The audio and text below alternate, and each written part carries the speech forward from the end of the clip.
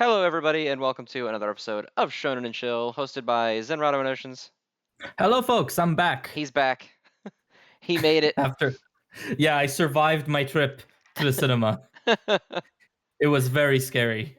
I'm sure it was terrifying. I was so terrified. I had a vegan burger right before to keep up my sustenance. All right, so let's see. Not a whole lot of crazy news this week. The Spy Family anime first episode has aired. It's on Crunchyroll. Really good. I'm current on that manga. I love it quite a bit, so that was nice to see that the anime is being handled well. If you haven't watched it yet, go watch it. It's just a regular 20-minute episode. You got 20 minutes for some peak fiction. You can spare it. Yeah, I mean, I'll definitely check it out. Maybe even tonight. Perfect. Yeah.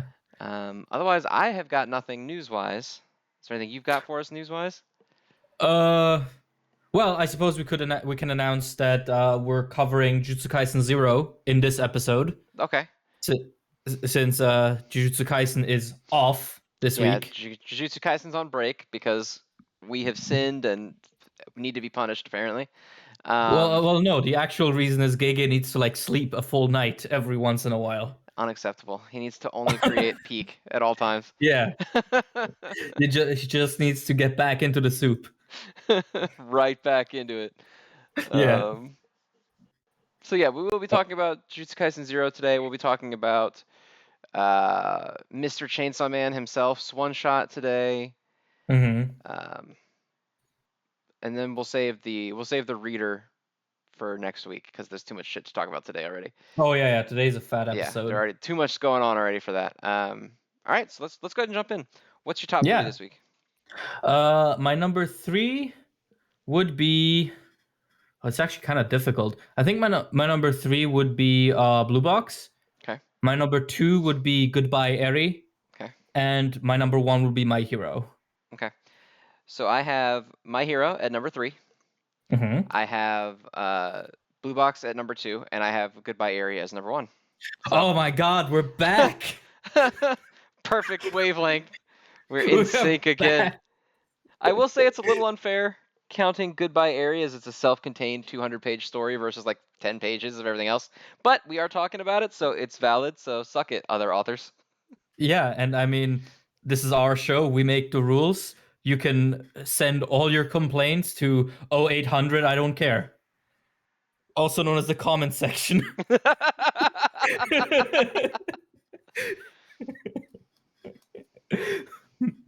Yeah, I mean, it's an unfair week anytime Fujimoto shows up because this has to be one of the most consistent authors. Oh, I know. Every time I heard he was making a one shot this week, and my initial response was but Chainsaw Man Part 2. And then 10 seconds later, I was like, but wait a minute, everything this man touches is fire, so it's fine. Exactly. But okay, in that case, we just want to get started. Yeah, we'll just jump in. Obviously, we have the champion itself first. My Hero Academia Vigilantes.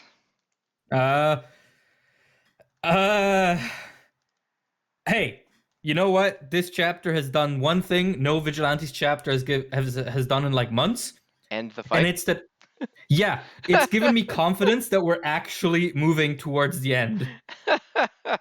Because I feel like, what else is there to do? We've gotten the big kaiju fight. We've gotten 17 different power-ups. And now we've gotten, the Big Bang explosion, Vegeta style. What the fuck else can this man do? What else can still happen now? Yeah, I mean, I don't know. I just don't care. I just don't care. I like the fake out that they were dead, but then they're not dead. And I actually think it would be kind of cool if they were about to die and they got miraculously saved at the last minute and Koichi's the one who doesn't survive.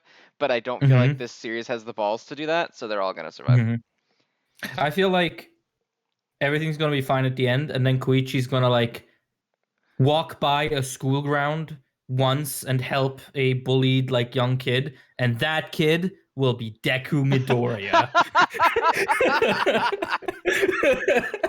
Oh God. He's gonna be like, I gave my vigilante ways up years ago, but I couldn't stand by. And then Deku will be like, wow. And he's gonna be wearing the All Might hoodie, and it will get revealed that his adoration of All Might has actually been Koichi this whole time. Koichi. Yes. No, actually, you know what? Koichi, he's exploded, right? And they're gonna have to like reconstruct him. So they're gonna reconstruct him, and he's gonna be the star-shaped head old guy who told Deku in episode 1 that he can be a hero. They're gonna reveal that that's just Koichi post-surgery. We did never get a name for that guy. Oh God. But yeah, we're already goofing. Yeah, this chapter was fucking nothing. It's But literally nothing happened. yeah, I mean, we just get a bunch of cool shots of all the heroes doing shit, but it also doesn't matter. So I don't know. I did think like Koichi's final like talk with Six was actually pretty cool. Like I like it when we're focusing on the fact that Koichi is really genuinely just a nice kid. When when it's not been 20 chapters of just one punch per chapter. So having that conversation where Six is like, "Oh, the nice guy act won't work on me," and Koichi's like, "Huh? Well, anyway, we should really get you to a hospital, man." Yeah, he's just like a little sweet boy. Yeah, that's really cool. But aside from that, I'm so over this. Yeah, I just don't. I'm more irritated that the fight didn't make it a full year. Like, why would you stop at like 11 months? Yeah, Right? torture us for another couple of months. Come on. Yeah, like why stop when you're that close to getting to say your fight went on for an entire year? Wait. Are we up to 11 months with this fight? Yeah, the fight was May last year. Okay, so that means that we need 4 more chapters, which means Six is definitely not dead. Well, no, because Vigilantes is bi-weekly, so it'd only be 2 chapters. Oh shit. Okay. 2 chapters. They can bring Six back for another chapter and a half. We just need 2 chapters. I like how our reviews of Vigilantes are so schizophrenic. Because on one hand we're like fucking end it, but no, also bring him back. Well, yeah, I would rather the meme is more important to me than the resolution of the story. I So mean, fair enough. Fair enough. But yeah, this was a Vigilantes chapter out of 10. You know the drill. it's I'm not sure why we're still reading it because I guess out of 10. Stat padding. Yeah. All right. So next up is Earthchild. Yeah, this shit good. Still good. I like it. Still good. I like the. It feels like there's a weird, different moral quandary they want to give us in every single chapter. Mm-hmm. I don't really know, what I think he's gonna do, because like, what do you do? You know? Do you fucking? Well, realistically, I'm gonna assume he's gonna not accept the treatment, and then they're gonna try anyway to train Mamoru, and they're gonna succeed, or at least succeed to some extent. Yeah, he's gonna somehow. It's gonna work out. Parental love, or whatever. But yeah, I mean, this series is very intent on taking just an average fucking dad and putting him into the most insane moral situations imaginable. And by insane, not in the sense of like, oh, so gritty and dark, but more like, what? Like, do you want to age up your kid by 10 years so it could help you save your wife who's stuck in space? Yeah, and it's like, fuck. This is all so fucked. This is a moral dilemma that has been faced by exactly 0 people in the history of ever, and for a good reason. Like, what the fuck do you do with that? Yeah, like how do you man, fuck. Well, my assumption is that he's gonna rationalize it with, well, Mamoru is the future of the world in a lot of ways, and so bringing him up the correct way or the natural way is more important than the immediacy of saving Kareri. But also he wants to save his wife, so he's gonna manage. He's gonna train this infant to take militarily precise orders. He's gonna be like, Mamoru, debris, 12 o'clock, destroy it. And the kid's gonna be like, go gaga. And it's gonna all work out. It'll be like that meme of the baby Nemo trying to say an enemy, and then it's like, an enemy spotted. It's just gunshots. They're like, your kid doesn't have enough firepower yet as an Earthchild. We have to upgrade him, and they just give him a gun. Just give him like a fucking Glock, and they're like, okay, shoot into space real quick, please. But yeah, Just no, fire into space. I mean, we're making a lot of fun of it, but I am genuinely very interested into what this is going to develop into, especially since we have like such a seemingly tight time limit, like 30 days for a series that is what, at chapter 8. Mm-hmm. That's kind of crazy because I can't imagine this going on past him saving his wife. I mean, unless it's him saving his wife and then it's the story of the kid growing up. I mean, that's the only thing I can think of. Because I guess. they set it in perspective that once the new Earthchild appears, the other one loses her powers. So Mm-hmm. it's not like we'd have Super Mom and Baby like running around together. The mom would be all mighting her powers away. No, true, So true, true. it could extend beyond, unless it was never meant to be that long. But I don't think most shonen authors aim for a 12 chapter series. So Well, no, but I mean, I don't know. I guess we'll just have to see. It definitely struck me as unexpected when that time limit came up. Also, I like how we have this like self-obsessed other Earthchild guy. Because when he was first introduced, like last week, I thought, oh god, this is gonna be like some medium tier villain that they first have to like get around. But then he's actually just kind of a really nice guy who's just weird. yeah, he's just like an eccentric bro. Yeah, but I also really liked the dad's like whole monologue at the start where he's like, "If you are an Earthchild, why the fuck did you send my wife into space? I thought there was only one."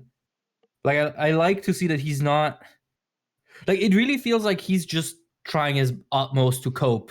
But Yeah, then well, he's something just like like this snorting just cracks copium at it. all times. Yeah, he's like, I feel like that's why I like this guy though, because he's just like a normal dude in this Mm-hmm. shit world, and he has no ability to like do anything to fix his situation. He's just sad and angry all the time. Yeah, but I like how composed he is like most of the time. And then you get something like this where just this little bit of auxiliary information, the existence of another Earthchild, just makes a crack in his posture. And then also when he asks for help of the guy that, just moments earlier he was seemingly fiercely angry at, it really, I don't know, it just characterizes him as someone who can both compose himself but also who is intensely human. And I really like that. Like it's so efficient in a way. Because obviously the series isn't like, oh, look at him, he's so composed and yet hurt. It's like, no, you get it through like his actions and his reactions. Well, right, So that's because really cool. it's. And I think the fish out of water perspective for him helps here because he's not like some military scientist like doing what he must do. He's just Mm-hmm. like trying. He's just a dude trying to get through it, and he's not always able to. And I don't know. I like that. He's a good Yeah. lad. He's a good man. Good fella right here. Good I'd get a fella out beer of with him. 10. Beer approved out of 10. Is that what we're giving this? That's what we're giving him. All right. Do we All move on? right. Yeah, we'll jump to the next one, which is Ayashimon. This Learning was how to pretty punch cool. fire. It's pretty cool. Yeah. Yeah, I thought it was. Yeah. Like when the guy started talking about like all these random words, I was like, "Oh god. Oh no." Yeah, we're getting into But some shit now. yeah, but then Maru is the same. He's like, "I have no clue what you're saying, but I'm just going to punch this fire." That's really cool. I like that.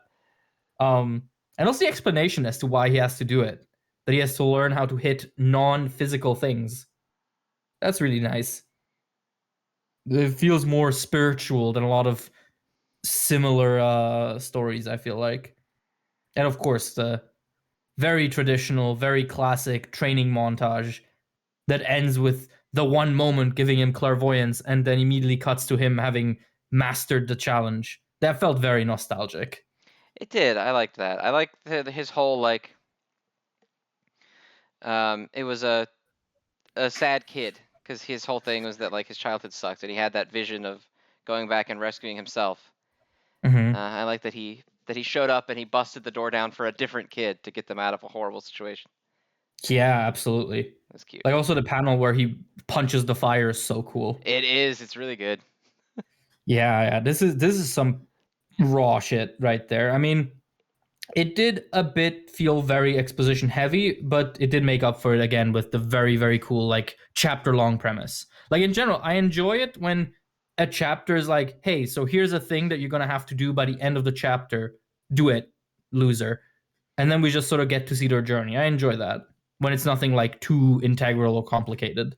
Literally just grab these nuts. Oh I'm a god, that sucker wasn't even for any of those intentional. scenes where someone's like, "Do this fucking task," and then it ends with the person walking up and being like, throwing it on the ground and saying, "I did it." I'm a sucker for that Yeah, shit. when Naruto wakes up Jiraiya by like breaking the water balloon Mm-hmm. in the training arc, yeah, that's actually what this reminded me the most of. But that's probably because Naruto has been my fucking day job Your for the last life, three yeah. days. Like, oh god. But yeah, no, I'm excited to see where Ayashimon goes because it looks like because that's why I was surprised when you texted me earlier about whether or not it'll be canceled because this definitely does not feel like the chapter of a series that's staring down the deep No, end. I don't think so either. But like, that's why I was so weirded out by it. I was like, that can't be right. This Yeah. is this is a setup chapter for future stuff. You don't get one of those if you just got the axe. Yeah, well, the axe is very unpredictable, but I do think Ayashimon is mostly safe for now. Well, Volume 1 just got reprinted also, so. Oh shit, let's go. And let's fucking go in that case. But yeah, aside from that, not too much to talk about, I guess. Just a fun chapter. Just fun I want to see, rawness. yeah, I want to see him beat that Doppio guy. Me too. Fuck that guy. Yeah, Hate fucking that guy. awful. Piece of shit. Um, piece of shit out of 10. All right. Next up is Witch Watch. Is it too early to call it the Shugamaru syndrome, where it's Uh like every chapter has one joke, and it just runs it into the ground I will say I over thought and this over. joke was funny in parts. I didn't think it was Mm-hmm. funny when he was like eating the ice cream and calling it hot. I was like, okay, this is not entertainment. But every time the girl insulted him and he was like getting off on it, and then she was nice to him and he started crying, I thought that was funny. Yeah, I mean that was kind of endearing, but I don't know. I feel like it's one of those jokes that like it it would have trouble supporting a 4-panel coma gag, let alone a 20-page chapter, in my Yes, yes, opinion. it was not a good chapter, but I did introduce the girl in this chapter. I like her because her one line where she said, "A real life," what did she say? "A real life tsundere is just a verbally abusive person with terrible social skills." That is true. That is a That very made good me laugh. line. And I mean, I I do kind of like her gimmick where it's like I'm just so mean to everyone I like, Yeah, where like and I she don't can't get help why. herself, so her internally she's screaming every time she says something awful. Hmm. That was funnier to me than hit the Kanji's whole thing. What's his name? Oh yeah. Is Kanji's name? Uh, I Tengu think Boy. it's yeah. I think it's kanji. Yeah, I think it's kanji. No, kanshi, Kanji. not Okay. kanji. I also Kanji is like what they write. how when we finally see Nico and them, and she's like, you know, I think this spell might have done this, and Moy is like, I don't know what you're saying, but I already know it's bad. Yeah, okay, I that's fair. already know. It can't That's fair possibly be enough. good. But yeah, I don't know. It's one of those chapters where I'm just like in one eye, out the other eye. Although Yeah, that's not pretty how much. that works, but Like, yeah. yeah, Just it existed. I read it. I'm done. I do like the translation in the panel. He's fighting them off with pure facts and logic. He's I need Shapiroing him. that. Yeah, I need that speech bubble like photoshopped out and put over like a Ben Shapiro manga drawing. That free art idea. Oh my god. Fucking do that, post that on Reddit and enjoy your like 60,000 likes right there. You heard of the $1 million idea. This is the 1 million likes idea. Go right ahead. But okay. Do we want to move on then? Yeah, we'll jump to the next series because I have nothing to talk about with Witch Watch. Yeah. Mashle. It's so funny how we kept saying like, oh yeah, this series is like trying to extend itself, and then it gives itself another time limit. Yeah, I know. It's like 30 days until the final battle. Shueisha is like frantically calling the guy up, like, what do you mean final battle? Yeah, they're Don't you know just my hero's sending him ending? like all caps aggressive emails. Call me immediately. Like those really like those weirdly aggressive mails you get at work, like leftover sandwich in lunchroom, 7 exclamation marks. Who? God, I kind of feel bad for this author, but also the entire situation is so funny. Like just the image of Shueisha just absolutely panicking, realizing that in about 11 months, it will straight up only have One Piece left out of the heavy hitters. Yep. But yeah, I mean, the chapter itself is pretty cool. It seems like we're getting a training arc. Yeah, which is cool. Also, that last panel, holy shit, that's the rawest thing. What a good fucking line. Mm-hmm. The whole when he's just doing his little pose and he's like, if I'll fail 999 out of 1,000 times, I'll just make sure I get it right the first time. I was like, Mm-hmm. fuck yeah. Yeah, and he even This gets shit's like so cool when it wants to be. the shonen anime style, not the cutesy boy Yeah, style. he's in his actual like cool look that he hasn't been in a while. Yeah, because he's in his cutesy look the entire The chapter, and whole then chapter. in the final 3 panels in which he's in, he starts like almost transitions into it. Because you don't see his eyes at first, he still looks fairly round, and then the final page, bam, he's Shit's like, so ah, fucking raw. I love Mashle. yeah, I already Mashle's. have nothing else to say about it, but that shit was so raw. Yeah, I mean, Mashle is one of those things where it's a very simple story, right? Like it's just, can this man punch every single Harry Potter character? But also we can't.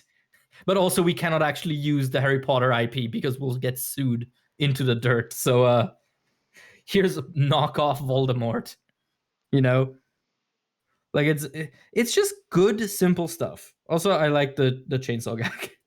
Something Yes. about her being like, "Oh, this is totally harmless. It will like fix you, but also it'll hurt like hell." And he's like, "Wait, Yeah, he's like, hold on.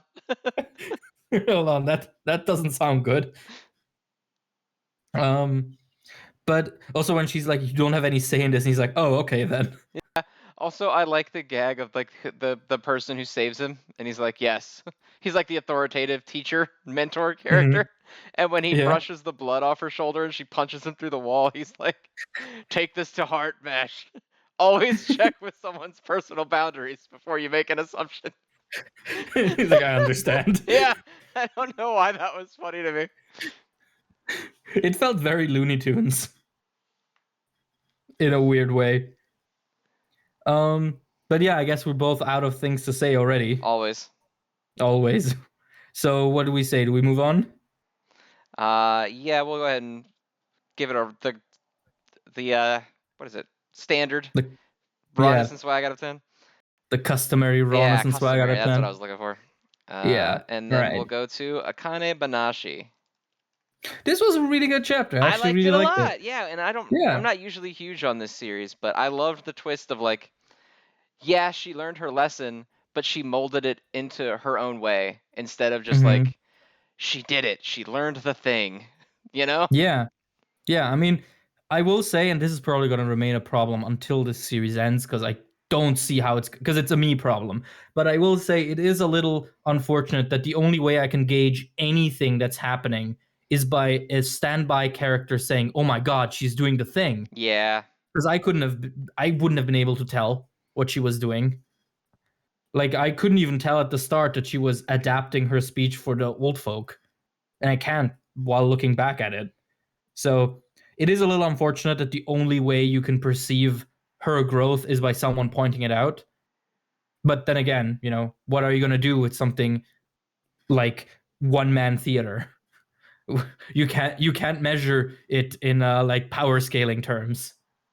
Yeah, because yeah, So, you, like that's kind of the problem with anything like this, though. Like Act Age had it too, where the only way mhm, that you could really tell what was going on was when the audience would show and they'd be like, oh, and you're like, oh, okay, it's good then, I guess. And like mhm.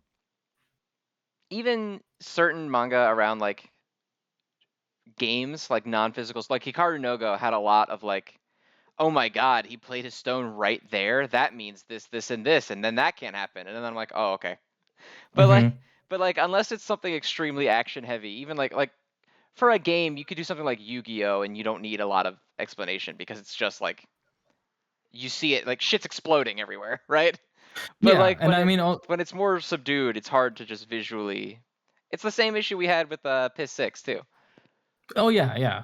I mean, I guess it kind of also comes down to like something centering around a discipline that doesn't have like clear rules of success and failure. Because for example, in Yu-Gi-Oh, you know what the end goal is, right? Your end goal is to win the card game, to play magical monster poker. And so there's a certain set of rules that you can understand as an audience member, and then, you know, whenever Yugi pulls some fucking bullshit out of his ass, uh you know, it's not that bad. But you know, it's something like acting. There is no success or fail state until the performance is over. And so during the performance, how are you going to gauge if someone's doing well, let alone in a medium that is not in motion, right? Right. Yeah, it's So, but I mean, we were like, we love this chapter. Here's what sucked about it. yeah. Well, you know, we tend to do that here, but like We're negative it's an Nancy's. issue with the medium itself, right? Like you can't avoid it. It's just always going to happen. Yeah, yeah, But I and thought the chapter was really cool. I loved the whole idea of like flipping the she did it, she learned the lesson and stopped being so haughty thing on its head and being like, yeah, she learned the lesson and she's not as haughty as she was before, but she's still doing it and like turning the lesson to benefit her own style and she's making something mhm. special that she can do. I really like that. Yeah, no, that was really cool. And honestly, I'm also starting like the whole way Rakugo is depicted is starting to really grow on me as well. Like with the super ink brushed characters that appear around her. Mhm. I think that's really cool. It gives it a very distinct sort of style. And yeah, I also, as an aside to that, I really like some of her facial expressions. Yeah, the art in this in general is really good. I really like Mm-hmm. the character design and like just the way everyone's drawn. Everyone's Mm-hmm. very expressive. Yeah, I mean, I guess you kind of have to be in a manga like this, right? It wouldn't the whole thing about acting wouldn't really work if you had stiff facial expressions Well, yeah, I in your guess. art. But Like, oh my god, they're acting so well, and it's just like, I don't know, Kubo same face from like the end of Bleach. I say, having not read the end of Bleach. Hey, I'm a big account now, apparently. I can popularize all the misinformation about all your favorite series, so watch out. uh-oh. Uh-oh. Uh-oh. Uh, can't wait to like make up some absolute bullshit about My Hero when it ends, and then have it be like repeated by actual news agencies. They should have never given me this power. My Hero Academia author Horikoshi reportedly sick of this shit. That's not even misinformation. He's pretty much said that. Yeah. I still think it's funny that there are people who are like, well, it's probably because we're gonna do like a My Hero Shippuden, and I'm like, dude, that Horikoshi looks like he would rather just like never do anything ever again than make a Yeah, My Hero 2. yeah, because like have you been reading Horikoshi's author comments as well? No. Because there's two flavors of them. One of them is, I played Smash Bros with Akutami today. It was great. And my table broke. I had it for 8 years. Goodbye, old friend.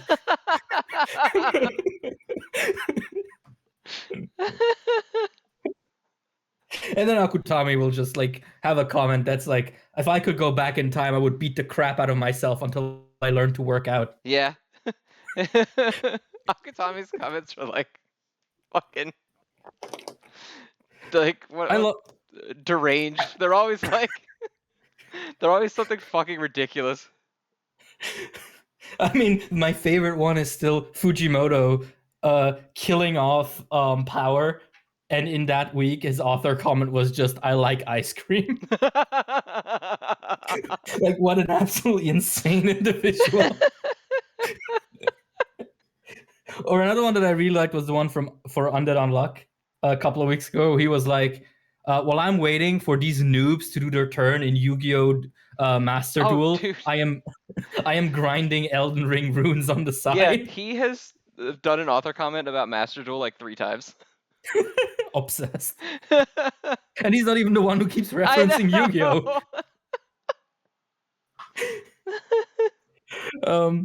But yeah, no.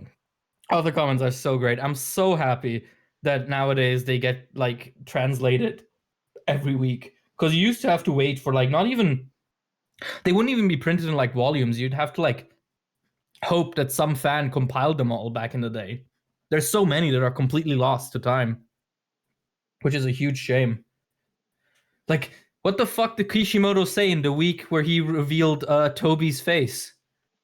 Did he say Oh something man, about it? that would be hilarious. I need Did he these say now. something about it, or did he say pineapple goes on pizza? We will never know. But yeah. What do we give Akane-Banashi? I still don't know what Rakugo is, but this is pretty neat out of 10. Yeah, pretty neat out of 10. I can live with that. All right. So next up, we have the Elusive Samurai. So you were right. Their attempt failed. Shocking. the bad Shocking. guy didn't die in chapter 30. Yeah, but hey, now our main character is more determined than ever to not fail. Which I suppose that's pretty good. I will say that final panel where they're like, it's time for your final battle or for the battle to reclaim your throne. I'm like, haven't we said that we're doing this like 3 times 7 already? times. Yeah. I Yeah. read that shit and I was like, wait a minute. You said that before this entire mini arc started. You said that 2 members of the team ago. Like, yeah, it's a little weird. I'm wondering if that's just a strategy to keep like interest up. But I mean, Just to Elusive keep Samurai is saying doing like well. it's time. Yeah, it's time. This time for real. Attack on Titan, the final season, part 3.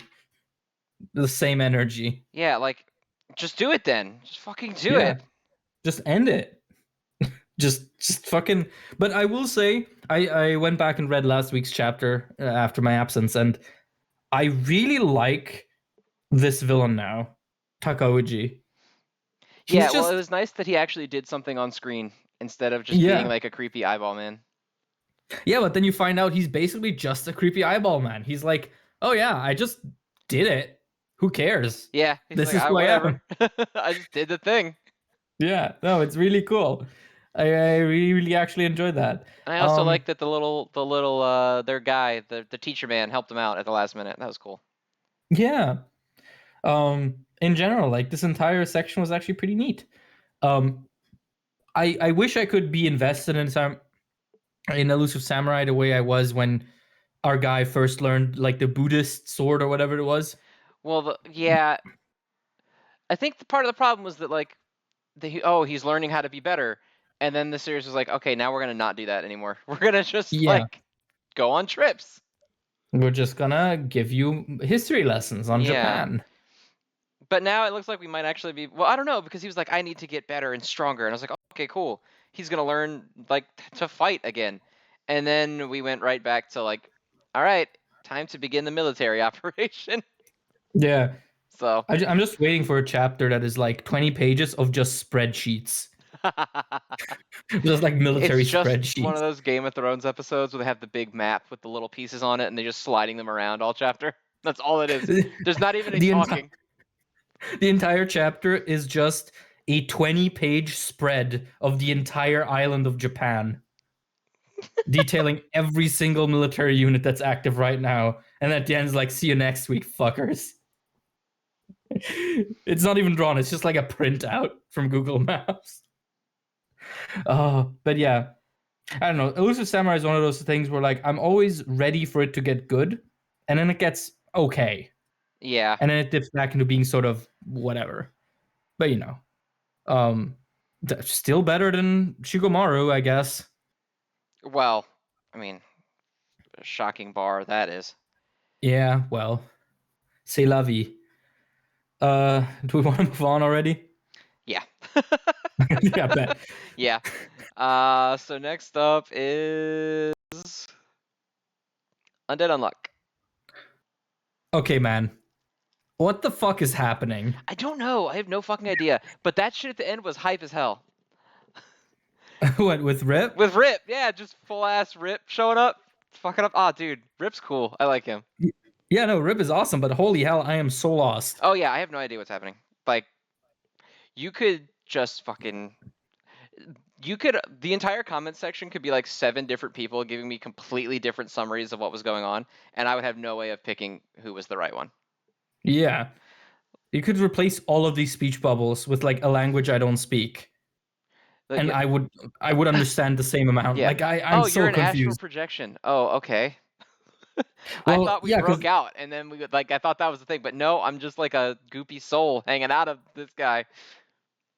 yeah, I mean, I thought the previous chapter with like the whole Captain Hook thing was pretty fun and sweet, but yeah, wow, I am not confident at all that I even know what's happening, and I don't know if that's my fault, if that's the series' fault, if it's just an unfortunate series of events. But wow, yeah, I think it's cool what's happening.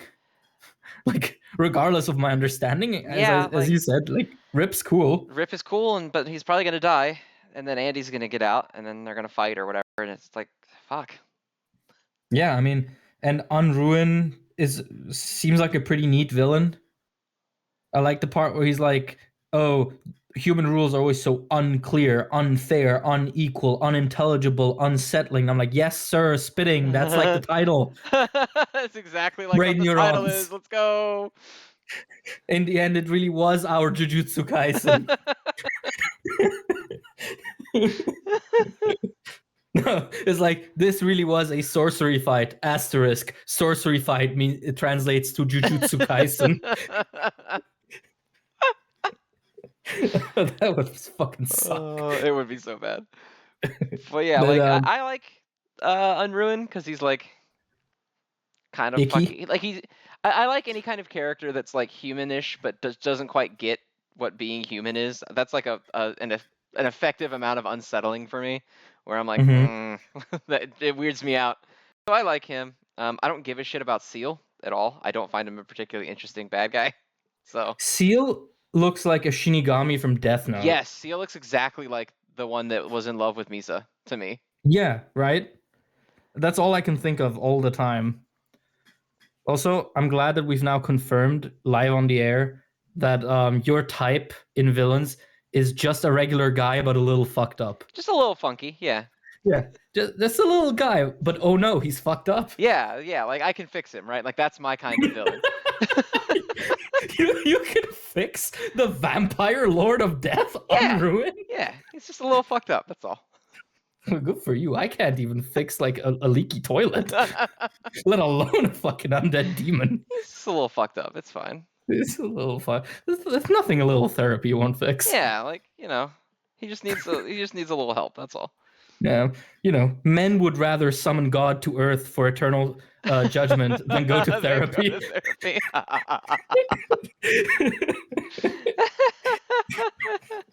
That's always how we know that we don't have a lot to say about a chapter. We immediately just go for like the stalest memes imaginable. Just like old crunchy memes from 5 years ago.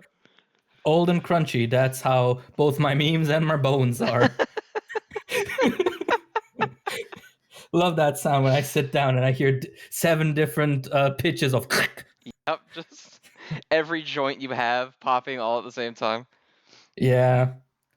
As a kid, everyone really failed to communicate to me just how old you feel when you're not even that old. Yeah, when you're like not even old yet.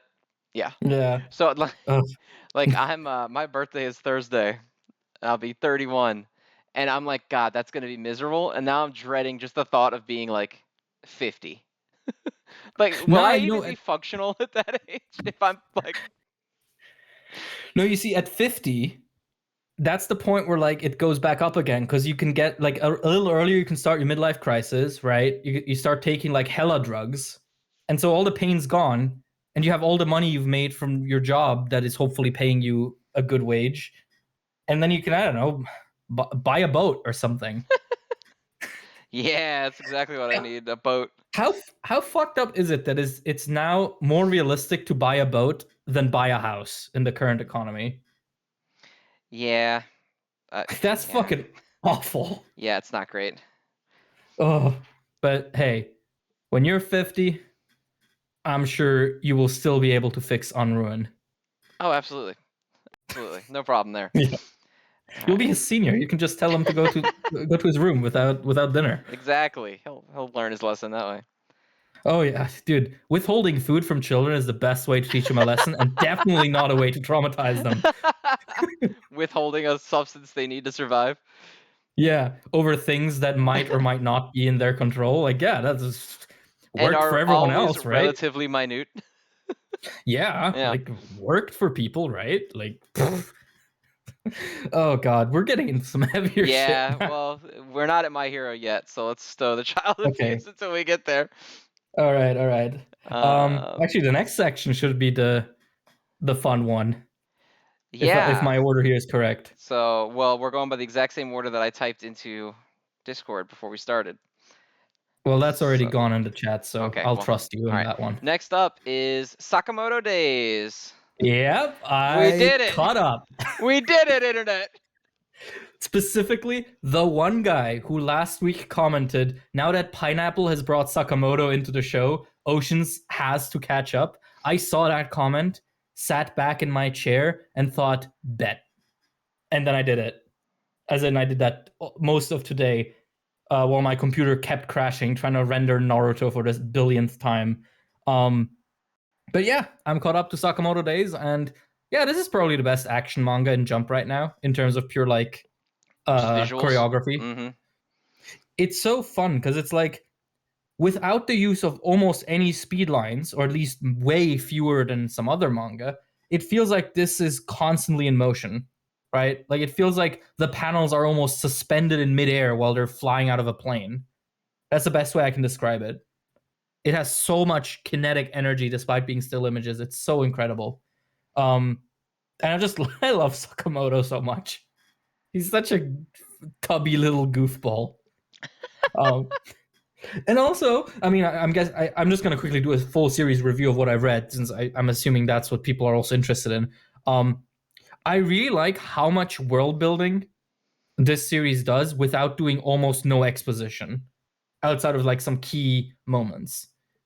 Like the whole thing where like, oh yeah, of course there's an assassin school.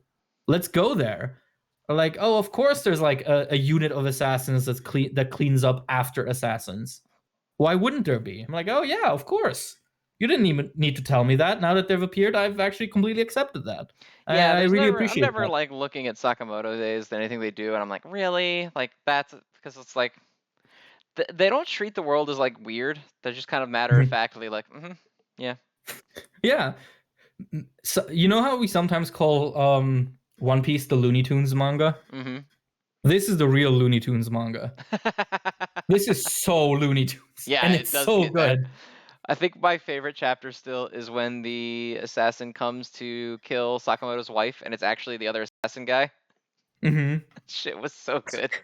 Yeah, I mean, these like last two arcs, like the one with death row inmates and the lab, and now the exam. Like this is a good streak of content. Mm-hmm. It is really good, and also, I think my favorite chapter is just the one where Sakamoto takes out his wife for their anniversary. That one's really cute. Where they're like on the boat, and he's like, Yeah. "Oh wait, wait, honey, I'll throw you up." Yeah, he And by throws the her time up in she the comes, air and beats them all and catches her. yeah. Also, I gotta say, I really like that the series starts out with, oh, to get stronger, he has to slim down. Because, a fatty couldn't be strong. And then now it's like, no, actually, you can be strong however you look and whatever situation you're in, as long as you acclimate. I'm like, yes, sir. That's some Yes, good shit. sir. Quality content. That's some peak fiction. And so, in accordance with that, this chapter is also just really good. Uh, the creepy Sakamoto fangirl is so funny because it almost feels like self-referential in a way where it's like, oh, fans of Sakamoto, this is what they might look like. I guess this is what I look like now. I would have a Sakamoto keychain on my bag. Yeah, I would. Yeah. Also, I like her, and then that guy hit her, and now I'm mad about it. Well, that guy's a gamer, so him hitting women is probably not out of the ordinary for him. Um, guess I just have to pretend I'm playing Resident Evil. Yeah, this series is just going through like, it's just trying to dismantle all modern like bros that you can think of, right? Like we had the film bro, now we're having the gamer bro. Like it's just coming for everyone's heads. Um, and I think one thing that's really cool about Sakamoto is that because there's essentially no power system, people just have the wildest fucking abilities for no reason. And it just doesn't matter because the first rule is the rule of fun here. And I actually really enjoy that. I like how it doesn't try to be like, oh yeah, you have like a certain number of assassin cells Yeah, that there's allow no you to use like assassin powers. key. There's no fucking like special quantified limit energy that everybody has. Nobody's like, quick, we have to figure out how their power works. It's just like these guys fight good, Yeah. and that's pretty Which, cool. which is good because anything that keeps the power scalers away from my series is always good. You I feel like, oh, Sakamoto is not that strong. Like Toriyama said it in an interview once. It's like, fuck off. Who cares what Toriyama I says? don't give a shit about anything. Don't stop Yeah. talking about it. But yeah, no, I've really enjoyed my time with this. And it is now a mainstay in SNC. There you go, people. You did it. You You guys did it. did this. You bullied me into reading peak fiction once We've again. fucking beaten Oceans into submission and forced him to read quality manga. Yeah, I was gone for 1 week. I couldn't assert like my dominance, and I became weak. I became vulnerable. Oh god. So that's the ticket now. You just if you want me to read a series, whenever I'm like gone for an off week, you have to get another co-host who reads that series, and then I'll be forced to catch up to it to keep the lineup consistent. All right, you heard it, people. Mission Yozakura family's next. Oh fuck! Yeah, I still need to read that. God, dog, I've been fucking re-encoding, re-rendering Naruto episodes for the last like 58 hours of my life. And now it's time to get back on the Yozakura grind. Yeah, now it's time to get back into the real world after an absolutely surreal weekend. Oh, what a streak. Back to work. Yeah. 5 minutes of internet fame are over. Back to the grind, baby. The Sigma grind set of being bullied into reading manga. That's what real Sigma males do. All right, what's next? Next up is gonna be Are we in top 3 territory? so I guess it depends. We're in top 3 territory unless we want to do Jujutsu Kaisen 0 first. Do we want to do that at the beginning or do we want to do it at the end? Well, why don't you decide? I feel like I've made some of the decisions today. Okay, we'll do it at the end because that's Jujutsu Kaisen's customary place. True enough. So then the beginning will be Blue Box. Oh man. That shit in the classroom of them like imagining sitting together was so fucking cute. Mm-hmm. I'm hurting still. I'm reeling. Yeah. I don't even know what to say because anything I could say is something I've said like 17 times about this series. Yep. Like, I'm gonna say, oh yeah, this shit has a direct pipeline to my heart, and there'll be one commenter who'll be like, oh look, Oceans, you did that already a month ago. Yeah, sorry, this series is consistent. What do you want me to do? Want me to call up the author and be like, hey, could you write shittier chapters, please? So I have something new to say? Like, no, this shit is just consistently good in the same way. I'm sorry. Like, oh my god. The fucking double spread where they're both just having fun at school and laughing. It just does something to me, man. Just fuck. Yeah, it was so cute. But then like they had that little bit where they were like, you know, Hina seems okay with it, but it still hurts to hear that the person you like doesn't like you back. Mm-hmm. Uh, Yeah. And then of course at the ending, the whammy that, you know, their living situation is over. mm-hmm. You lost your chance, bro. But it's I mean, only you didn't. temporarily over. I guess that's true. I'm wondering if this is gonna be like the one where it's like, oh, I didn't realize how much I got used to her slash him in my life, and now I miss them. And then they're happy to be back in that living situation, and that pushes them closer together. And then we get that fucking love kiss confession shit. But like, Please, also, Taiki's a fucking idiot, right? So like, that is true. what if he's feeling it and he's feeling all down that she's gone, and then they see each other at school and she's still happy, and he's like, guess she's not bothered at all that I'm not around. Because he's a fucking moron. Yeah. I can't believe this girl is not bawling her eyes out in public about me. I guess she must fucking hate me. Yep. Yep. Fucking hate boys. Boys are so dumb. Just the worst. That's why I like women. Men are so stupid. I mean, the other day I did spend like 5 minutes staring at a helicopter flying over our town, so I guess I can't exactly talk down to anyone.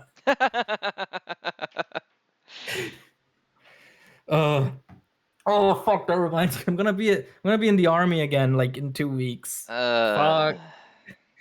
This has nothing to do with manga. I just realized it again.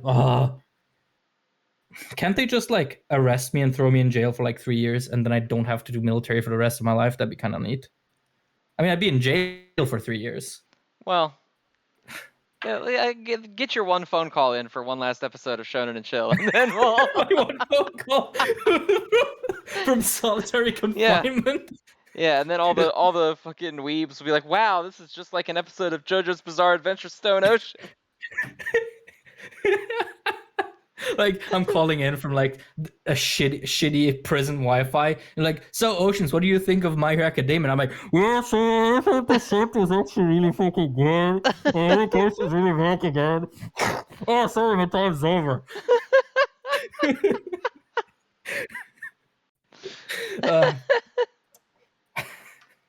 But yeah, what were we talking about? We were talking about Blue Box. Yes. Yeah. I am very, very interested to see because Blue Box is one of those series that always feels like it's so close to getting to like one of those cliche rom-com moments, but it's never quite clear which direction it's going to take with it. Like with with the whole Hina confessing to him shit. That kind of didn't take the turn I was expecting. I was expecting that to kind of be a much bigger deal, and then it's kind of like, yeah, you know this now, and it's up to you what to do with it. I'm like, wow, what the fuck? Is this a functional human relationship, or is this a rom-com? So, yeah, I'm interested to see sort of which way Japanese author. Yeah, I mean, I don't know. I'm stressing. I'm stressing. Me too. Also, first anniversary for this series. Oh my god, you're right. Yeah, with the cool color page that where all the hair colors just take me aback every single time. Like, I didn't even recognize Shinatsu in that very first panel of hers, in the color panel. Yeah, I never do. I never think that her hair is going to be the color that it is. Well, it's not even the same color between the color panel and the color page. I don't know. Right? Yeah, I think so. Yeah, like it's blonde in the first page, and then you go to a color page, and it's like brown. Well, yeah, her hair constantly swaps between like extremely dirty blonde, like light brown, and then like blonde. Yeah. I feel like her hair should have shading in it in the manga, like a little bit. But it's drawn like, to me that should be like bright blonde. Yeah, right? Like really, really like just typical German blonde, I guess. Or like Swedish blonde almost. But no, instead it's like, oh yeah, it's at its brightest, it's like dry grass blonde. Which isn't super flattering actually, but you know what I mean. Yeah. It's all right. But yeah, so do we want to move on? Yeah, we'll jump next, which is going to be My Hero Academia. Okay. So I had this at number 1, you had this at number 3. Mm-hmm. Why don't we start with the shittiness? Like, what's What's Okay. got you down on this chapter, my man? I hate all the AFO stuff. I hate it because I hate him. Stop being in Uh-huh. things. Stop going into good plot lines and fucking them up with your shittiness. Uh-huh. But I think that the like visuals this chapter were crazy. The art went way too Mm-hmm. hard. Way too Yeah. hard. Yeah. Also, Shoto, never speak again. Never speak again. He's just consistently bad when it He's comes just to saying anything. yeah, he constantly keeps getting like the end of chapter like I'll stop you moments and it's always like just the worst thing ever. It's like just let someone Mm-hmm. never speak. Well, I don't Yeah. remember the last time what it was. It was bad, and then this time it's like not on my watch. I'm like, all right, fucking. How are you Like, friends with Bakugo and you can't shit talk any better than that? yeah. Like, what do you mean not on your watch? You're not wearing a watch, stupid. Um, Also, speaking of the AFO stuff, did you realize that this chapter confirmed he's involved in 2 other plots besides the Dobby one? I saw the theory that he's was behind Overhaul as well. Yeah, because it's straight up just the same orphanage. Because like you literally see the corner in which Overhaul was sitting in his flashback in this chapter with like the exact same like drawings and like decorations, which I find unless Hori just genuinely only knows how to draw one kindergarten, which fair enough, right? But no, the other one is the fact that the suit and sort of the getup that All for One has when he comes to get Dobby looks pretty much exactly like the guy that drops off Shigaraki at his parents the day he gets the quirk. Ugh. So another pineapple theory might be confirmed. I'm pretty convinced that he's just Horikoshi, like secretly. That's like a pen name. Pineapple is my goat, but I hate his fucking theories, every single one of them, because A, they all, in my opinion, make the story worse, and B, they're also always true because he's really smart and knows his shit. It's the worst combination. He'll come up with like a theory where it's like, yeah, so All for One actually like wrote the entire manga, and I'm like, no, that's dumb. And then he explains his thought process, and I'm like, oh no, you're making sense, and I don't like it. Like, shout out to Pineapple. He's such a cool guy. But also, oh my god, his theories have a way of like aggravating me to a point where I'm like, I have to sit back and be like, it's just a manga. It's not that serious. Like, oh my god, if that for one is real, I am actually booking a flight to the Americas. I'm actually seeing both Horikoshi and Pineapple in the parking lot. Like, that I'm shit's telling you, unreal. it's gonna get confirmed. Yeah, because like if his fucking Aoyama trader theory got confirmed, the fucking now seemingly All for One giving Tenko his quirk is confirmed. If that for one happens, Jesus Christ, I don't know. I'll fly over to Pineapple's house and give him a big old smooch, and then tell him that I hate all of his theories. And I'll come back home and then I'll tweet the exact same thing. Oh my god. No, any theory that like includes All for One in another subplot automatically uh makes me retch because I feel like the story gets worse every time he has his hands in a subplot. With one exception, which is this one, the Dobby one. I actually have zero beef with him being behind Dobby. Cause Dobby, like, the man fucking burned, right? Like he left nothing but that jaw behind. So to me, it's like that is so outlandish to survive that. I'm totally fine with the quirk demon being behind it. Especially now that we know that the series is so close to ending, right? Because either it would have been All for One, or it would have been a completely new faction that somehow has the technology to do that. And I don't know, between those two options, this late into the game, I definitely prefer All for One being the one to do it, right? Like, I I can't, guess. yeah, like, that's the thing. My Hero is never going to be the series I wanted it to be. And so my copium right now is damage control. Like, can we get to the ending without things getting as bad as they could be, right? And so from that perspective, I really have no beef with All for One having his grubby little fingers here. Especially because I really like that the one person All for One could not control, no matter what he did, was Dobby. because he was already so fucked up by Endeavor. Because that like creates both a parallel to Endeavor and All for One, but it also makes Dabi like this absolutely misery child that like what that was failed to be molded properly twice by two different evil dads. I just think that that's cool shit, right? Also, God, the scene where he wakes up is so heart-wrenching to me. The fucking panel where he speaks and he's like, oh my God, is this my voice? That shit actually got to me a little. NGL. And yeah, it's just incredible to me how good the manga is when Dabi is in it. Oh yeah, Dabi's the best part of it for sure. Oh yeah. But like, I'm just so sick of All for One. Like, why was All for One like? Because the whole doctor was like, yeah, we were specifically looking for angry, broken children because they would be the ones we could be evil with. And I was like, okay, but by the time you found that kid, he was not an angry, broken child. He was charcoal. And All for One was like, no, I gotta go up this mountain. Shigaraki. Yeah, what was he doing there? I gotta climb up this burning mountain. No, you see, the actual reveal is that All for One just really likes taking hikes, and even a forest fire can't stop him. And they just found this kid, and he was like, "Oh, that's like vaguely kid-shaped. Maybe I can use this." And like then opens up. He wakes up and he burns the facility down, and it's like, hey, why didn't you just take his fucking quirk away so that he couldn't do that? And then once you've indoctrinated him, give it back. Well, okay, we've established that All for One is a fucking idiot. Like, hey, here's an idea. Would you fucking rescue the child whose body that when you rescue him is just a charcoal briquette? Realize that perhaps he has fire abilities, obviously, and maybe you shouldn't just roll the dice on him waking up and being cool with it. Yeah, okay, to be fair, from the way the doctor speaks, it sounds like they've done this multiple times, and every single time the kid has just kind of gone along with it.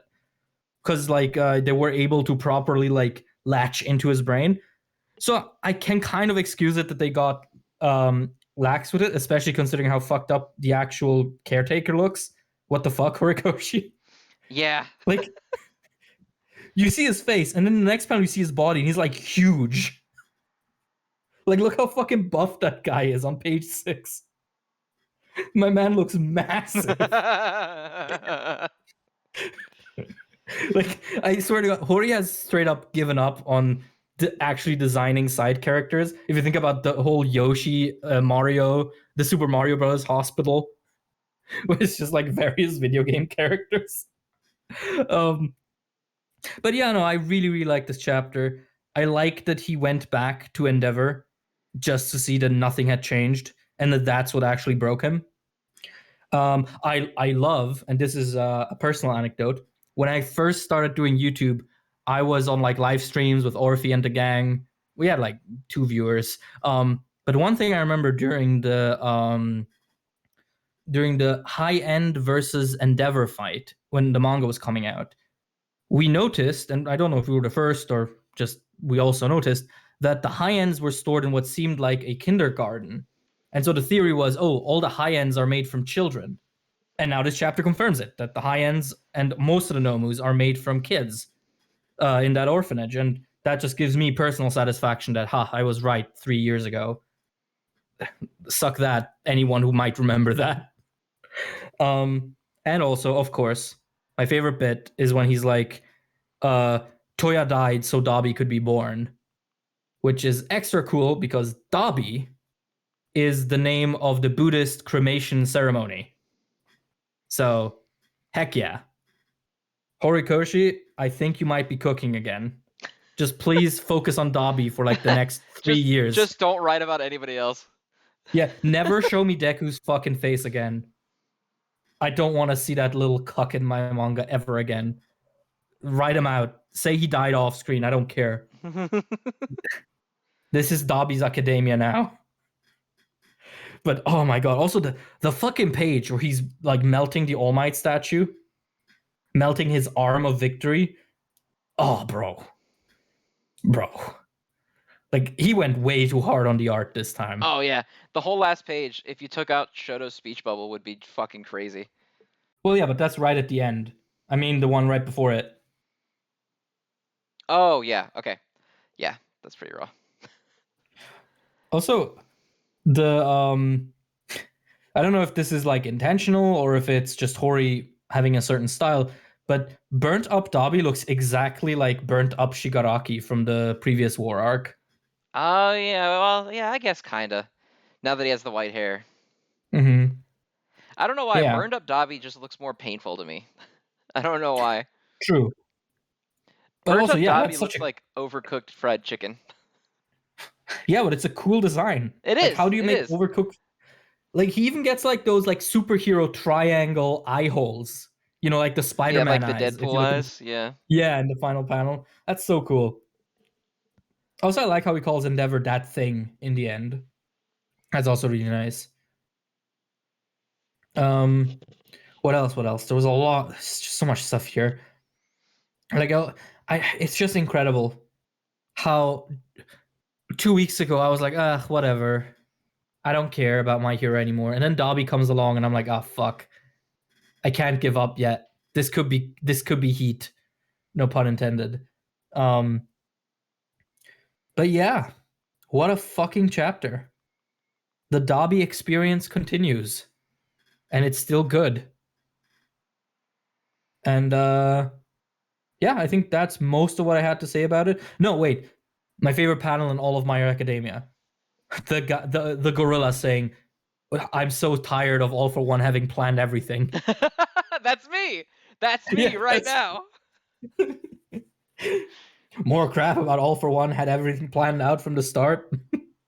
That feels almost self-aware.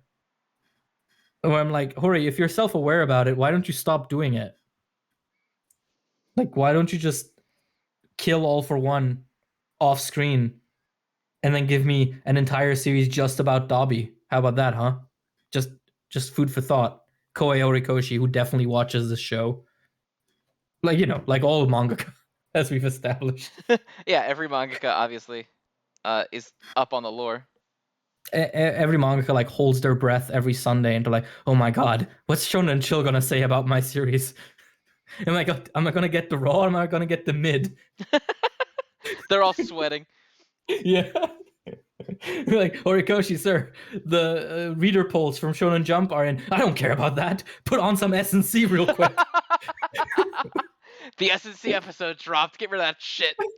Yeah, I need to know. Did they call all for One a crypto bro again? um, but yeah. Is there anything else you want to say on My Hero? Because I think I'm out with gushing. I'm good. You good? I'm All good. right. All right, let's So I guess move we only on have. to Goodbye Airy. Do you want to go first, or shall I go first? Fuck, dude, I really liked it.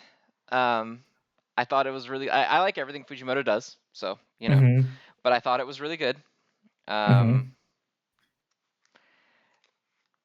There's something about the way that Fujimoto writes, and like I don't know how to explain it because I'm not smart. So the whole bit, right, where him and her are talking about like what makes his stuff special is that he injects a little bit of fantasy into his movies. And Mm-hmm. then at the end, Fujimoto does by making her like quote unquote actually a vampire and leaving it up to you Mm-hmm. if that's part of he's making a movie, because obviously the building explodes in the end. Like if that's the finished product of the Airy movie, or if it's what actually happened. Ugh. Ugh. Yeah, it's I hate this I man so much. yeah, I think it's undeniable now that Fujimoto is absolutely one of the greats of our time. Because the fucking sequence of going from Fire Punch to Chainsaw Man to Look Back to this, it's like actually incredible. Mm-hmm. And it's all about the same thing in a way. It's all about how the perception of art of reality through art influences us and how it has an effect on the perseverance within our lives. Like in Fire Punch, did you actually end up reading more of Fire Punch No. after okay, so in Fire Punch at some point he meets a character who wants to make a movie out of him during the apocalypse, And it also, again, goes into this like, how can this movie affect people, and how can the process of making it affect the creator? And then obviously in Chainsaw Man, you have a little bit of it with like the movies that he watches with Makima, and also at the end, like how the people start loving Chainsaw Man and how that gives him that push to become someone. And then of course, Look Back is all about like, what does art mean both to you and the people who experience your art? And so to see all of that, I wouldn't say if I would, I don't know if I would say crescendo in this one, but to see all of that like come back here into what is essentially a manga entirely in either first person or first person camera view, it's incredible. Like the fact that he like constantly does little panels where like the art is shaky to like remind you that you're looking essentially at a recording. Mm-hmm. So good. All of the wordless pages, and like also the vulnerability of it, like how, like this chapter is very long, right? Like it's 200 pages, and somehow that feels like it means something, right? It feels like it's agonizing how much time is spent on just these small moments being recorded, but it's just part of the process, it's just part of the art. And then you get other moments where it's like, as you said, the mixing of fantasy and reality, where you can never be quite sure what it is that you're reading because there's no objective reality to it. Every panel is essentially just a screen, and Mm-hmm. it could be reality or it could be an edited version. Um, and that's just something I don't think I've ever seen done to this degree. Like I am genuinely awestruck here. Um, and also just how much we get from the protagonist despite only seeing him like twice. Like he seems so absent and so present at the same time. And of course, speaking, going away from sort of the more abstract shit, the actual story of it, like with his mom, is God. Like fuck me. Yes, like that. I was not expecting that at all, especially because the whole beginning of it is his movie, right? And so it frames the Yeah, whole thing as like that. It puts the idea in your head exactly like they said it does in the series. That like framing her that way in the movie affects how she's remembered. So yeah. we have this internal picture of her as being like this sweet lady, and then it Hmm. turns out that actually she was kind of tough. Like I don't want to say Yeah, awful, but she rough. was not great. Yeah, and again, like it turns us into the audience that this manga is talking about, which is also just insane to me because it feels so effortless. Like it almost feel like this feels like something Fujimoto did like on the side in a way. It feels like it doesn't hitch at all. It's completely seamless. What the fuck, man? Yep, Like just the absolute goat. Like at all times, the yeah, just absolute comes out goat. of nowhere, drops 200 pages of peak, disappears, and refuses to elaborate. Yep, every time. Like fuck, man. Every single time. And I think I've come to terms, and I think what really gave me this impression fully was rereading Fire Punch and then reading this. I think Fujimoto isn't even that big on like the specific plot. I think what his works really shine in are the vibes, right? Like the specificity of the plot elements doesn't matter in a lot of Fujimoto manga, and in this one it matters the least because you barely get a plot, right? Like the plot is very, if you want to be really reductive, it's guy makes bad movie, is sad, learns how to do good movie, explodes.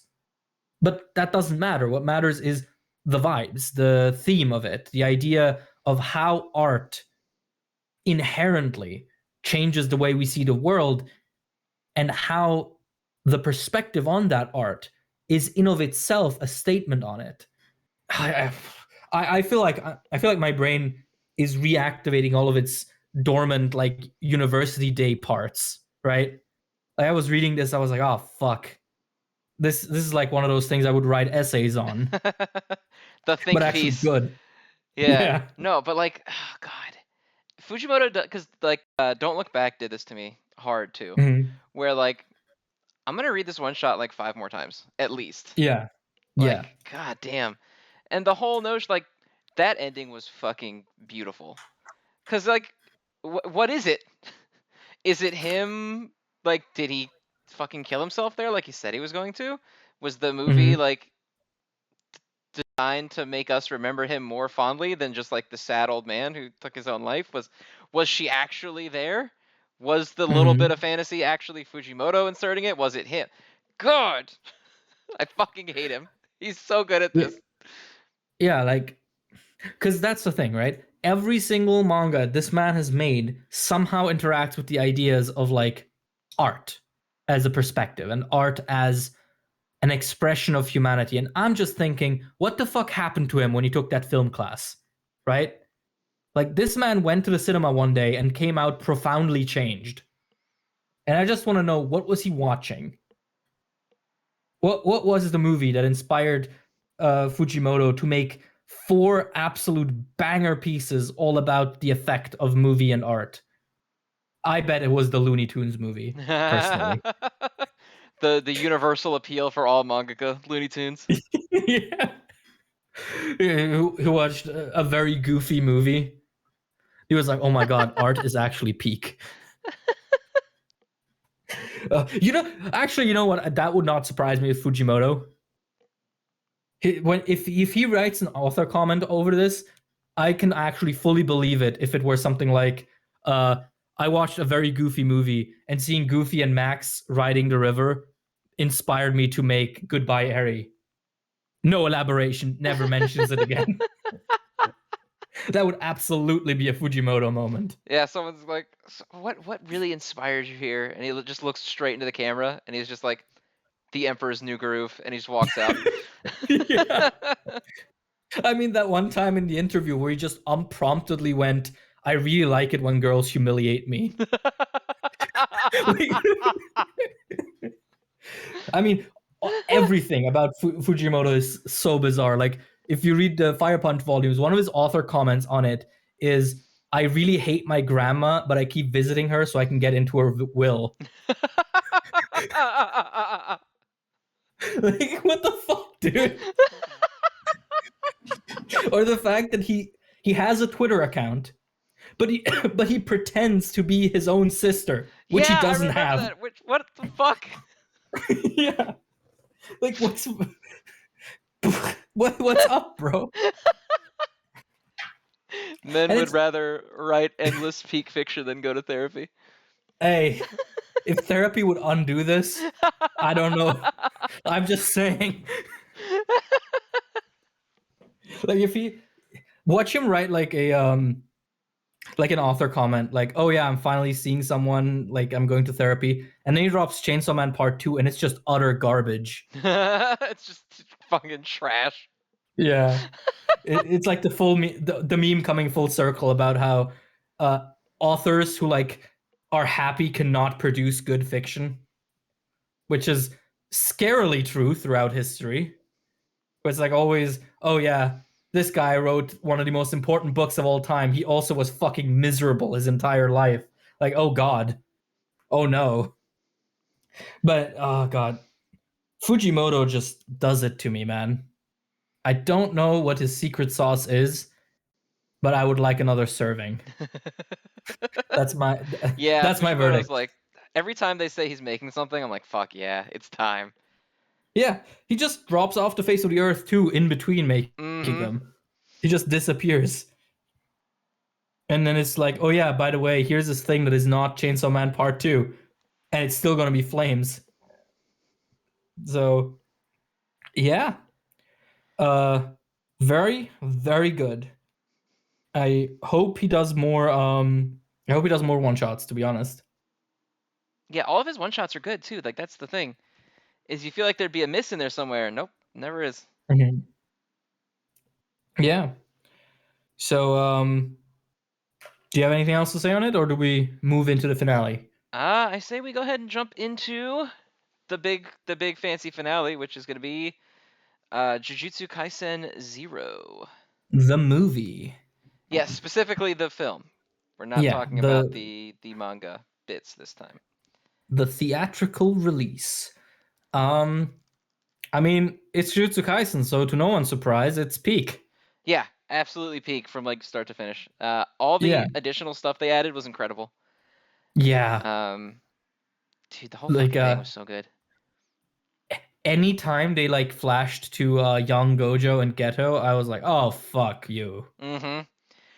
God, when they Just give me showed the that bit season 2. about where he does the "Are you Satoru Gojo because you're the strongest, or are you the strongest because you're Satoru Gojo?" I was like, you fuckers, you motherfuckers. Yeah. Where's season But 2? 2023? No, I need it now. put it out today. Yeah, I need it yesterday. But yeah, no, and it's so like smart as well because I feel like uh Zero in the manga kind of suffers from the fact that its connections to the main story feel mostly referential and repetitive. Like a lot of things in Zero were essentially test runs for things that Akutami would later do in Jujutsu Kaisen proper, from concepts like the cursed child to actual just straight up moments, like um, Yuta and fuck, what's the cursed speech user's name? Toge? Toge, yeah, completely forgot. Yeah, Yuta and Toge's like high five. That's just straight up recreated in Kaisen. Um, so I like that in the movie they make a bigger effort to connect it more thoroughly to the main story, so that it doesn't just feel like a demo. It feels like an actual proper prequel. Which is good, and of course also adds a whole lot of fan service. Just so many black flashes. Yes. God, the Yuta Black Flash was so good. That's like one of the best moments in the movie, and it's not in the manga. That's actually insane. Mm-hmm. Like the Black Flash probably wasn't even a concept by the time the manga came out. Yeah. Um, seeing Yuta Also, hit that with like the guitar drop, like the riff right there, Jesus, mhm. dude, that shit was so good. Yeah, and also I am so happy they took the opportunity to show Nanami do his record of black Yes. flashes. That's so fucking good. Because that would almost have felt like a missed opportunity. Because I saw some people say like, "Oh, this is a problem because maybe Akutami's gonna revisit that moment later." Nanami's fucking dead. Yeah. Nanami's gone, Like buddy. it doesn't fucking matter anymore. There's not gonna be like a huge plot development hinging on the specific moment that Nanami did the 4-way black flash. And if there is, I mean, don't at me. I'm just a little guy. I'm wrong sometimes. Don't bully me. Um, but yeah, no, this movie was so fucking good. Like the only criticism I can think of that's specifically about the movie is that that the difference between it and the TV anime visually is not as big as with other series that get movies. But that's also one of those complaints where it's like you're complaining for the sake of complaining because it looks good, right? So who cares? Yeah. I mean, yeah. The expanded night parade was awesome. Mm-hmm. I like seeing the Kyoto kids helping out. Mm-hmm. Um, like seeing Toto in it was obviously super cool because they Mm-hmm. touch on he like did all this stuff in it and it was like a big deal, but obviously he wasn't in it. So it Mm-hmm. was cool to see him in it. The expanded Gojo Miguel fight was awesome because that fight is Yes. like nothing in the manga proper, and in this it's Gojo just beating the absolute dick out of him for way I, too I'm long. I'm still saying the sequence of Gojo calling Miguel a damn foreigner and then absolutely destroying uh his fucking throat by like punching it repeatedly. I don't know, man. I did not feel good with watching that. Like that's a little sus, my man. Also, wow, the I watched this. Okay. Oh, actually, I heard of you and Pineapple trying to figure out what language I watched this in. Yes. um, so Swiss is a dialect of German, and there's no media produced in it outside of very fringe things because it is unintelligible even to us. As in, like, I could drive an hour away from here, and my Swiss German would already be complete gibberish to the Swiss German of people that live there. it is highly regional, and so making a Swiss-German movie is something that has been attempted like 4 times, and it's failed every time. So no, I watched it in Japanese with high German subtitles because it's essentially just the German Crunchyroll release. And wow, the German subs sure are kind of funky. The Maki calls Ghetto a chronic masturbator, roughly What? translated. Yeah, What? like I'm guessing they tried to match the word for jerk, but the problem is that in German, the word for jerk is a lot more explicit and it means more like addicted to cranking the hog. And so that was very weird. Um, Also, I keep forgetting that rage, as in the English word rage, is just straight up a word in German. So they're like, oh no, Yuta is in rage. And I'm like, what? Did I read that right? Did my German panda just say rage? So that was also an additional layer of fun. But speaking of Maki, wow, they did not add anything to her fight. No, not really. They really didn't. And it really sticks out in a funny way. Because you just skip to her being eviscerated. I mean, they didn't add anything to Toge either. It was only Panda that got expanded. True. That's true. That's true. But yeah, no, like any issues I have with this movie are honestly just issues that Jujutsu Kaisen Zero the manga has, to be honest. Like the whole time span of it, for example, how fast we go Yeah, from from point A to point Crybaby B. Yuta. Yeah. And also, how some things don't feel like they mesh super well with the proper series. Like I fucking hate that in the fight where like Yuta uses cursed speech against Geto, and they're like, "Oh, he learned cursed speech." Like, no, that's not what he did. Why do you keep Yeah, saying that? I don't know why. Yeah, they kept a lot of weird, like, like, I guess at the time of it, it was fine, but obviously it's not correct now. We know that, like, his ability is to mimic. But it's weird Mm-hmm. that they left in, like, oh, he learned how to use it so easily, because the way he's saying that also creates the implication that it's something you can learn, which it's not. Mm-hmm. Like, it's his family's hereditary ability. Mm-hmm. So, Yeah. like, I guess you could learn, like, maybe some version of it. I don't know. But the way they phrase it in both Zero and in the movie implies that cursed speech is something anyone can learn if they just, like, Mm-hmm. try. Which is not, Yeah. which, as we know from the series proper, is not the case. Yeah. Exactly. So yeah, that's a little annoying. I forgot there's a fucking titty gag in Zero. Oh, yeah, the do you like big boobs? Yeah, that one caught me completely off guard, and I was like, "Oh no, what is this?" But I mean, it's over fast enough, I suppose. And I mean, I guess it's not much worse than Toto's whole "Do you like women with big asses?" I speech think from the it's main just weird series. coming out of Panda.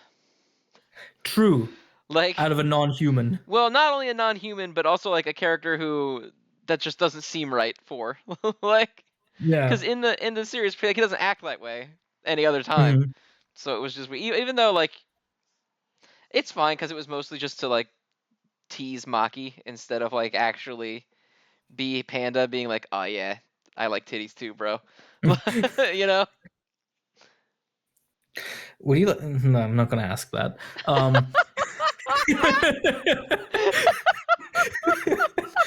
That was you. That was my adult Well, brain let's leave coming that one in. on the back burner, shall we? Yeah, that was I my really my liked adult brain coming in. the training bits too, where we got to see Yuta, like, learning how to use a sword and stuff. Oh yeah, for sure. That was really cool. And also I just really liked Gojo in this thing, which is I'm sure no one's ever said that they like Gojo. Yeah, very Um, unpopular character.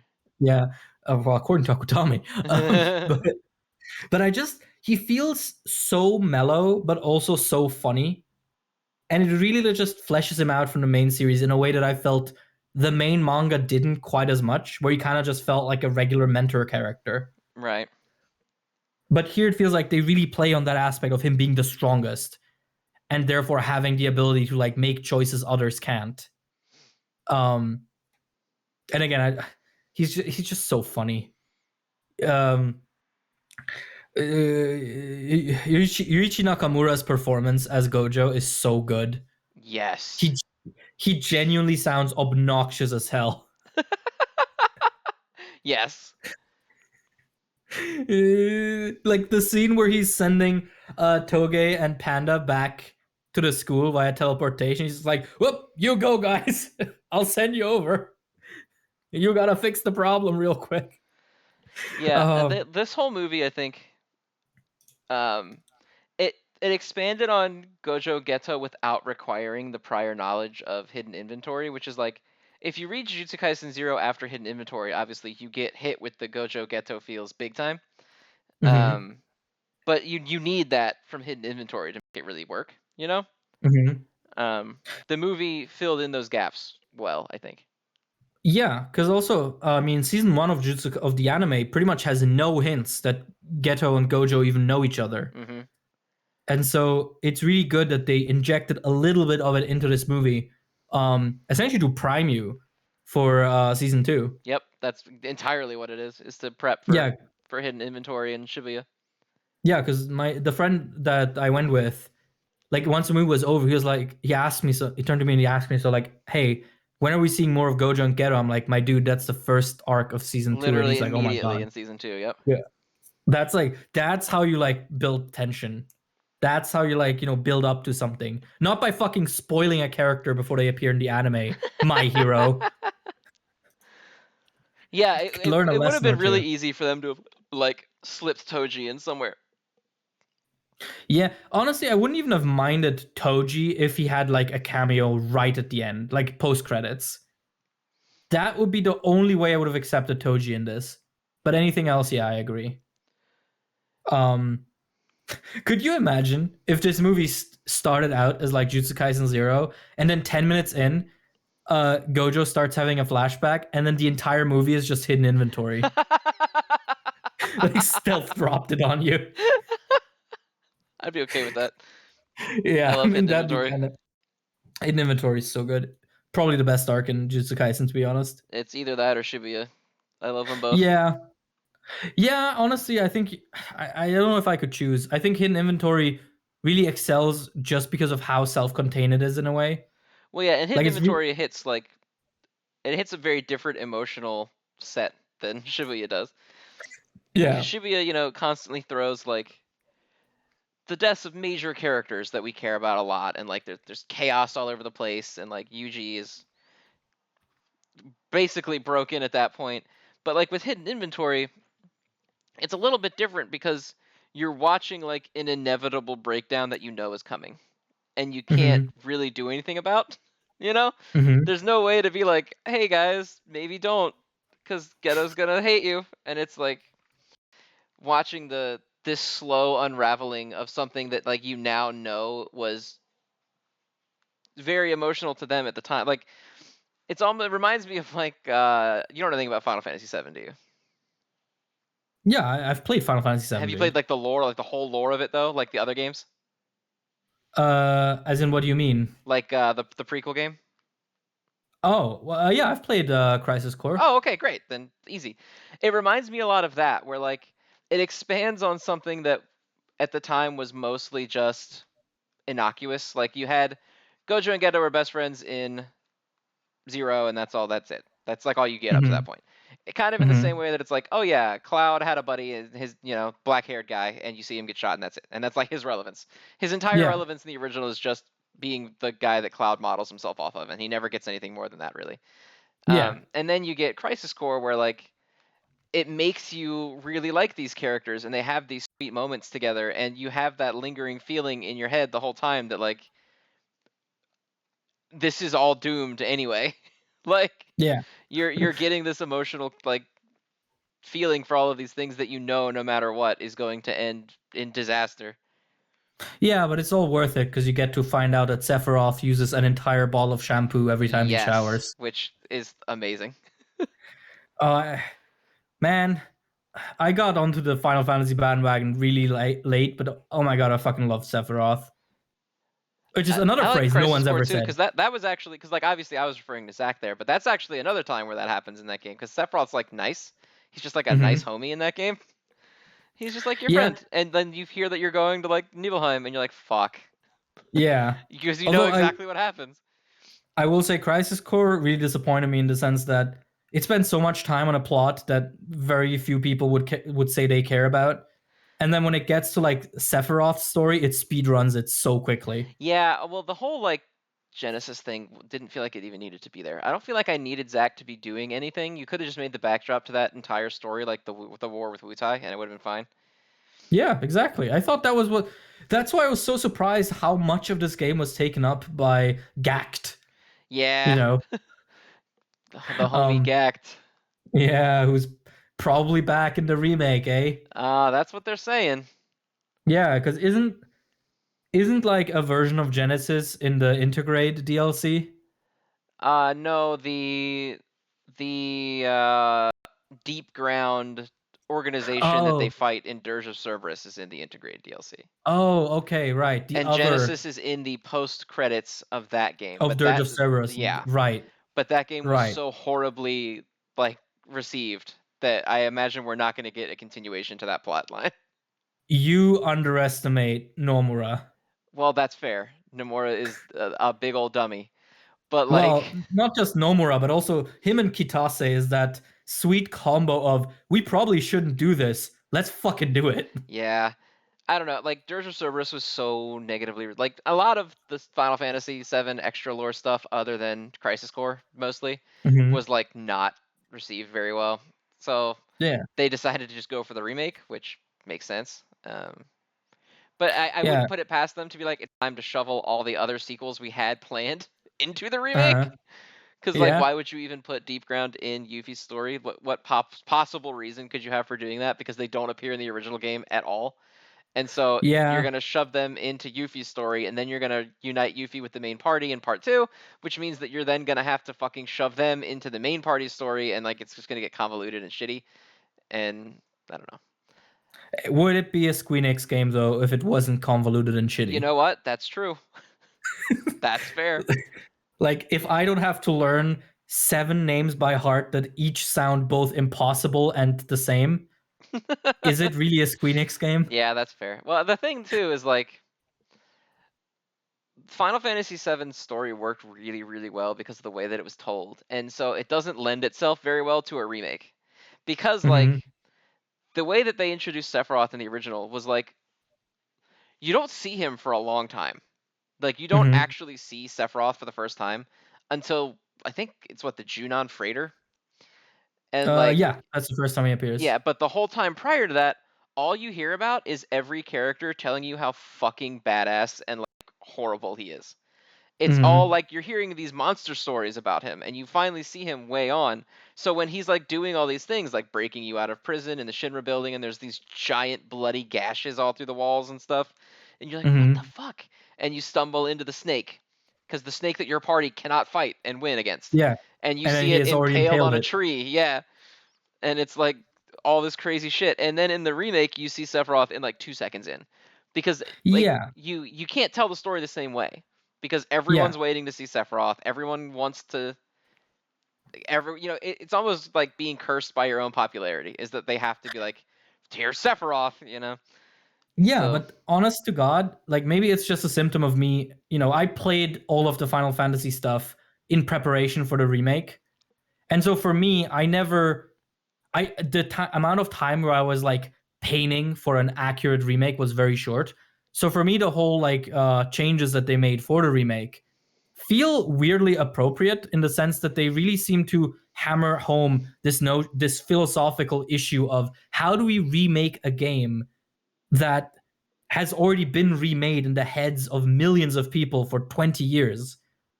Because you mentioned Sephiroth, right? I kind of feel like that's the smarter solution to have him, hound Cloud as this vision because he hounds this game, right? As the character that has to appear, which would ruin his impact. And so that's, I'm a lot more okay with like the Kingdom Hearts-y changes to the story I'm right at okay the with end. most of them. I feel like it went too far at the end when they turned into a Mm-hmm. giant Heartless and you're like flying around a tornado of Heartless fighting Heartless versions of yourselves. I was like, Mm-hmm. this is too much. Mm-hmm. Final Fantasy VII, as stupid as it sounds, was relatively grounded in realism by comparison to that, Mm-hmm. where like, yeah, you had crazy monsters and stuff, but you didn't have like the Disney-esque tornado of like evil darkness monsters and stuff, and like whatever. It just went a little too far in the other direction. And I just worry Yeah, that killing the making this big like dramatic show of like we have killed fate and now we can do whatever we want is going to be an excuse to just like start do fucking with whatever. really important moments. Like there's the big fan theory that Aerith's not going to die. There's the big fan theory that Zach's Zach gonna is gonna join the party. join the party and still be alive, and like it's gonna turn into this like almost combined timeline where it's like Mm-hmm. the good ending where nothing bad ever happens because that's like the new Nomura staple, where like Yeah. Well, anytime it's a something staple bad of the entire happens, industry. you can't leave it bad, you know? Yeah, I mean that's kind of the staple of a lot of media sort of post 2000. I know at some point we just all collectively lost our edge and now we're suckers for happy endings, which is, kind of a shame.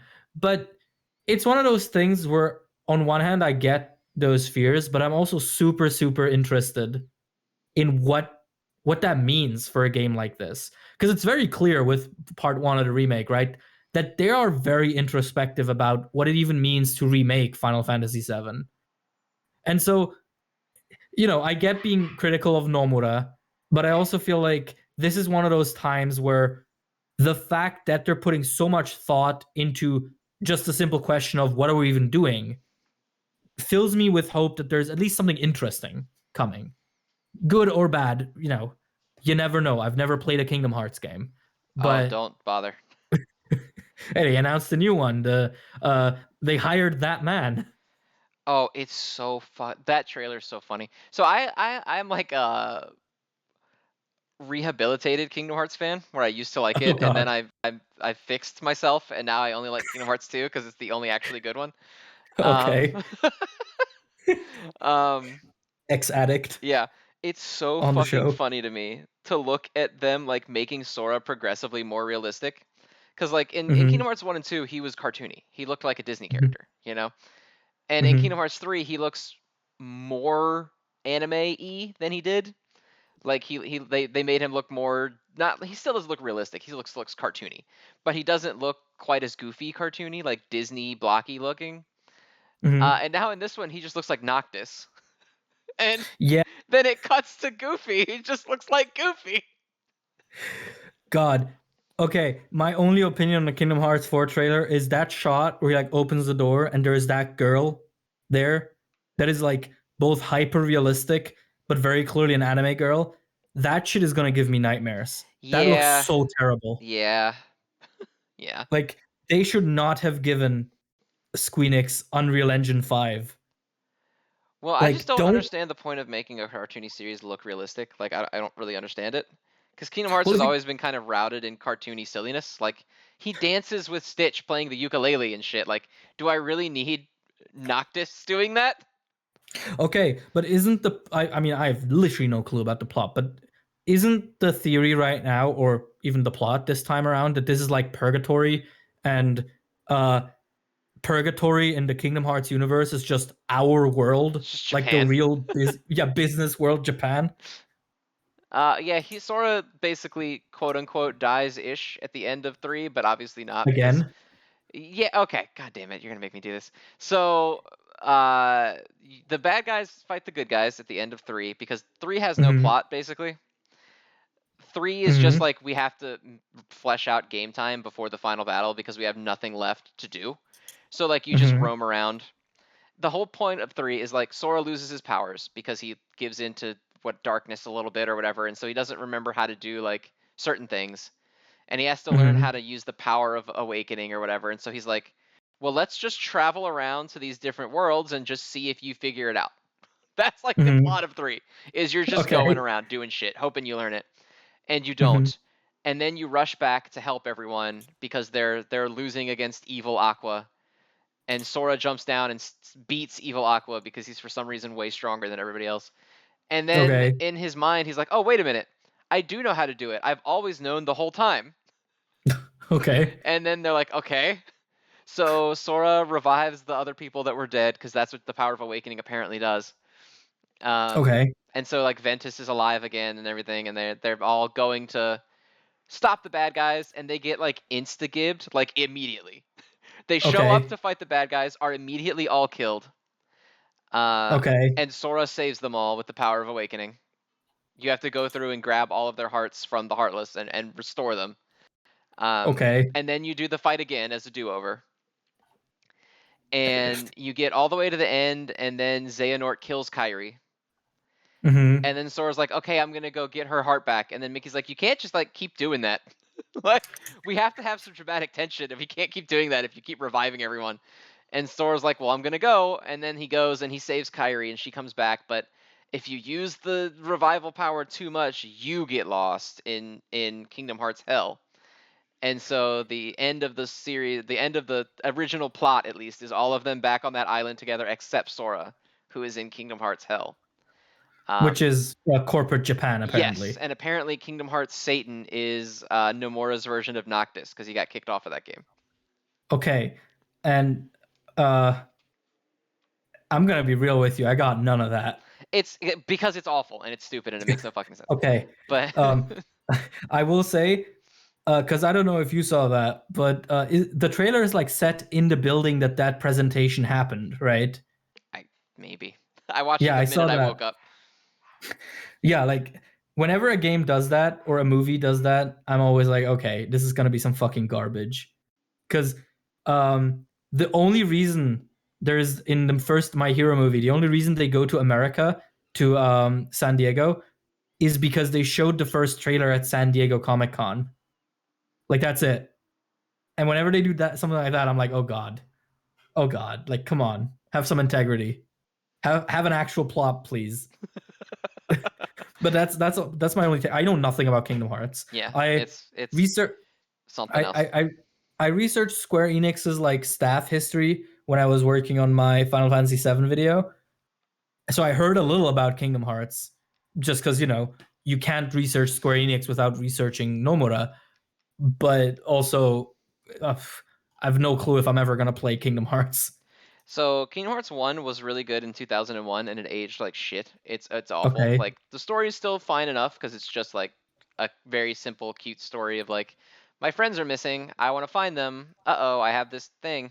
I have this key. Uh-huh. I got to also do what's Okay. right. It's like it's very basic and like fun, and the worlds are neat Mm-hmm. because they're all like classic Disney movies, and Cloud and shit's in it and you're like, this is pretty cool.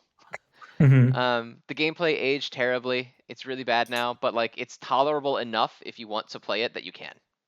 Mm-hmm. Kingdom Hearts 2 is masterclass, peak fiction, goated all the way around. Okay. The story is kind of stupid. It's where the story starts getting stupid. Like Kingdom Hearts 1 and 2 are contained enough that you're like, okay, like I'll squint at this and say it's fine. And then it really Mm-hmm. flies off the rails after that. But the beginning of it starts to happen in Kingdom Hearts 2. Okay. But the gameplay is unbelievably good. It's like Okay. I love Devil May Cry and shit, and I unironically think Kingdom Hearts 2 is one of the best like action combat systems I've ever played.